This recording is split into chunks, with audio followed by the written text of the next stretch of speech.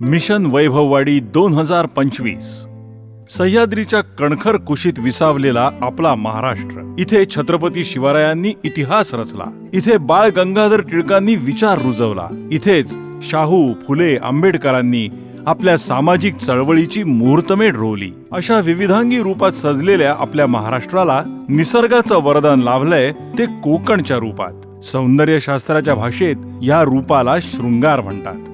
चारही बाजूंनी गर्द हिरविकंच पाणवेली, डोंगर, दऱ्या, फेसाळणारे धबधबे, गर्द निळे आकाश आणि त्यातून अलगद जमिनीवर उतरणारं धुकं. स्वर्गीय सुख कशाला म्हणतात हे कोकणात येऊन प्रत्येकाने अनुभवायला हवं. इतक्या वैभवशाली भागात वैभववाडी नावाचं एक छोटंसं टुमदार गाव आहे. मी नितेश नारायण राणे.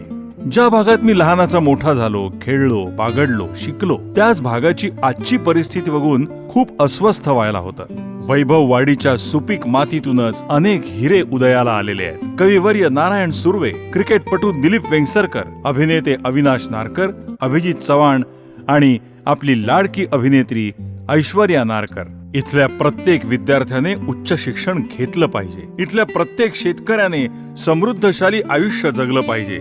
इथल्या नोकरदार वर्गाला सगळ्या सुखसोयी मिळायला पाहिजेत. इथली प्रत्येक स्त्री कर्तृत्ववान होऊन पुढे गेली पाहिजे. हेच मिशन घेऊन आज मी आपल्या भेटीस आलोय.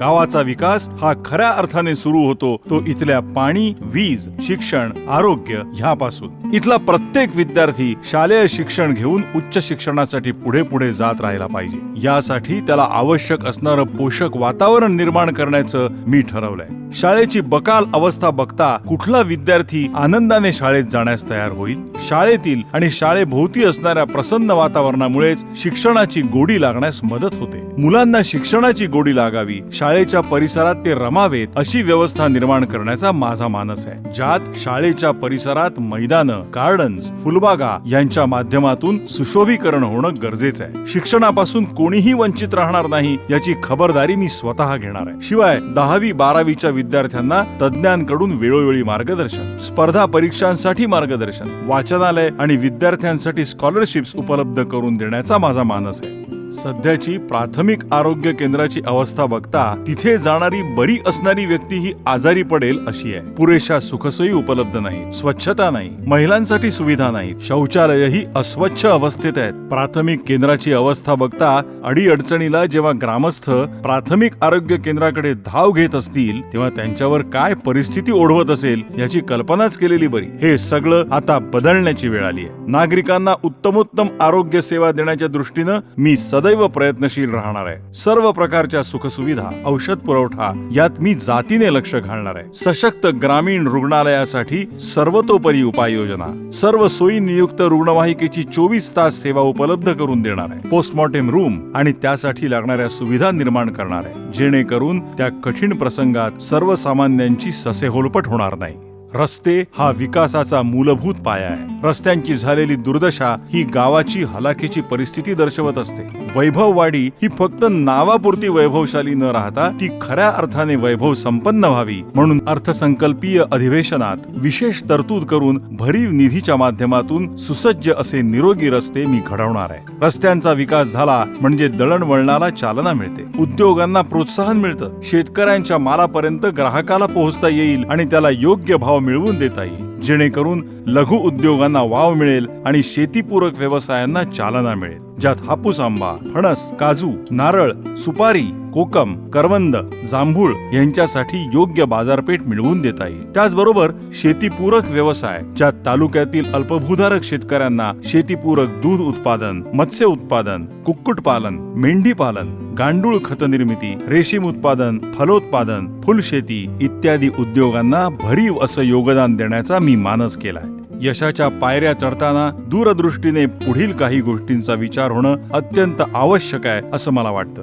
उदाहरण द्यायचं झालं तर वैभववाडीपासून दोडा मार्गापर्यंत सुमारे 200 किलोमीटर लांबीच्या सह्याद्री रांगा आहेत. त्यांच्या शिखरापासून 100 ते 300 फुटापर्यंतचा भाग कशासाठीही वापरला जात नाही. त्या ठिकाणी बांबू, खैर, शिवण, सागवान, शिसव, चंदन या झाडांची लागवड करणं शक्य होणार आहे. तसंच केंद्र सरकारनं वनौषधी विकासासाठी सुमारे सुमारे 1000 वनौषधी निश्चित केल्या, जेणेकरून वावडिंग, हरडा, बेहडा, तुळस, हळद, सुंठ, शतावरी, सोनमुखी, पाषाणभेदी, कोखरू, आवळा, दुर्वा, माका इत्यादी वनस्पतींचं उत्पादन घेण्याचा माझा मानस आहे. एवढंच नाही तर त्याला अनुसरून वनौषधींची लागवड करून कच्च्या मालावर आधारित सहकार तत्वावर फार्मास्युटिकल कंपन्यांची उभारणी करून आयुर्वेदिक औषधांना खुली बाजारपेठ उपलब्ध करून कोट्यवधींची उलाढाल करणंही शक्य आहे, जेणेकरून शेतकरी समृद्ध होण्यास मदत होईल. शिवाय लघु उद्योग, माल वाहतूक यांच्या रूपातून रोजगार उपलब्ध होण्यासही मदत होणार आहे. गोव्यासारखं राज्य आज पर्यटन व्यवसायावरच तग धरून आहे. ह्याच व्यवसायानं गोव्याला आंतरराष्ट्रीय पातळीवर एक वेगळा दर्जा मिळवून दिलाय. मग आपण यात मागे का? कोकणची समृद्धी तर अफाट आहे. निसर्गाच्या कुशीत वसलेल्या प्रत्येक गावात ती क्षमता आहे, पण मार्गदर्शन आणि राजकीय इच्छाशक्तीचा अभाव ह्यामुळेच आज आपण मागे पडलोय. पण मी निश्चय केलाय, वैभववाडीत पर्यटन क्षेत्राला चालना देण्याचा. एका बाजूला करूळ घाट आणि दुसऱ्या बाजूला भुईबावडा घाट घेऊन त्यांच्या शिखरावर असलेला गगनगिरी गड, घाटातील वेडीवाकडी वळणं, एका बाजूला आकाशाला गवसणी घालणारे कडे तर दुसरीकडे खोल दरी,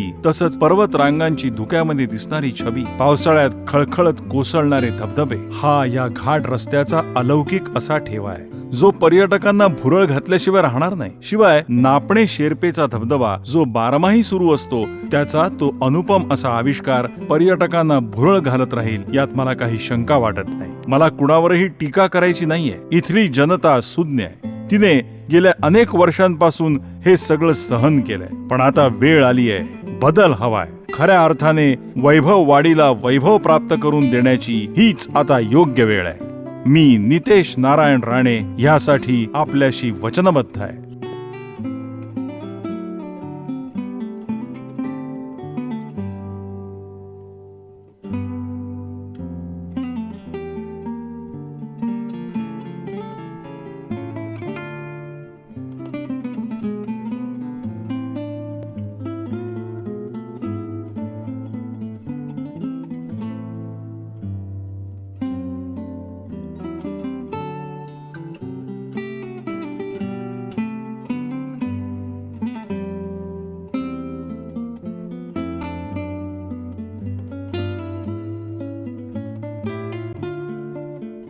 चला, एका नव्या इतिहासाचे आपण सगळेच साक्षीदार होऊया आणि येणाऱ्या विधानसभा 2014च्या निवडणुकीच्या माध्यमातून आपला विकास साधूया.